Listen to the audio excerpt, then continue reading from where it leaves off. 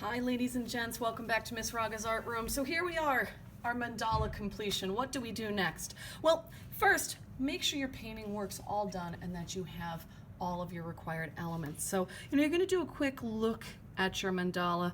Make sure that you've maintained the radial symmetry not only within the drawing work, right, which we checked before we began the painting, but in the painting work itself, right? What happens in one shape should happen to the one across and radiating around. Now, so in my case, because I had the 6 petals, I made sure to repeat my design and color work 6 times out around with each petal, okay?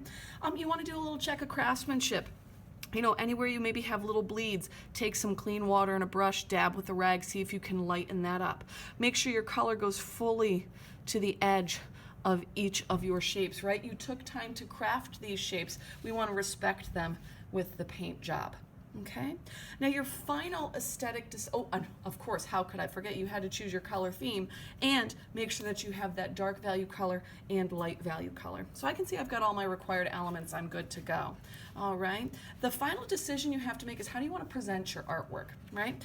I could finish off this total background with painting work if I'd like. Let me grab a sample that looks like that.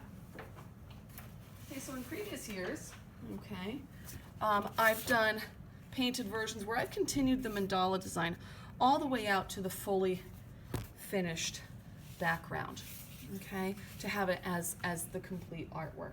All right, so that's one option. You can continue your painting work all the way to the exterior edges.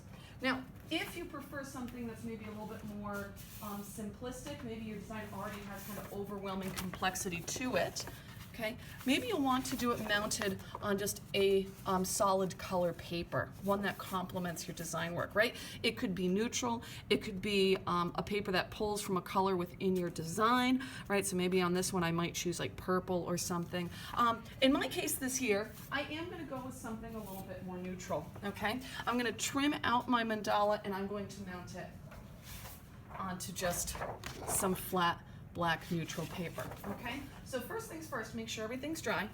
Then you're gonna grab yourself a good sharp pair of scissors and then you're gonna do a really nice, neat trim line right along your Sharpie work. You're not cutting off that Sharpie work, you're getting right up to the edge of it. Now, because sometimes this paper can be really big and unwieldy, I recommend you kind of work in like little sections, right? So once you make a cut, you get to a corner, it's a hard spot maybe to turn your scissors. Go ahead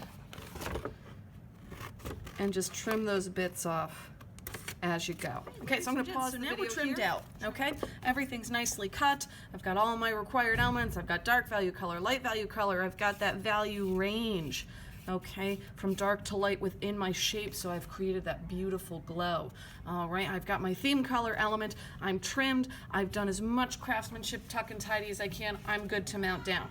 So I'm going to take my 18 by 18 square of paper. And I'm just going to center up and make sure that, my edges look, for the most part, even where this mandala is going to get stuck down. Okay, then you'll come see me for some glue dots. Love these things. Little sticky dots, and you're just gonna place the dots at the edges of the paper. Please be aware, kind of evenly spaced. Please be aware if you've never used glue dots before, oh, there's the bell. They are super sticky. And by super sticky, I mean like super, super sticky. Once you stick this down, you will not be able to move it. Okay, sometimes they get stuck to your fingers, so just careful as you apply. Really take your time. So I'm gonna go around the edge with my glue dots here. Now you could, if you do not have glue dots at home, you're wrapping this up at home, you absolutely can use glue stick, right? Or even bottled glue. Just make sure you get a good line of glue all the way to the edge of your paper so that it sticks down really well.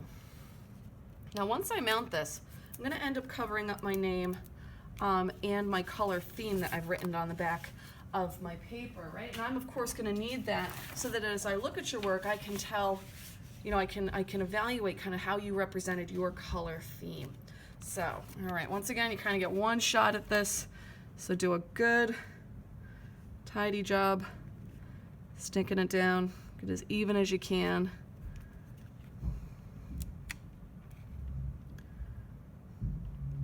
looks about right. Okay, excellent. Now, because I'm working on black paper, okay, there's my edge. I'm gonna take a white colored pencil, give myself a nice artist signature. There we go. I will, of course, print my name on the back.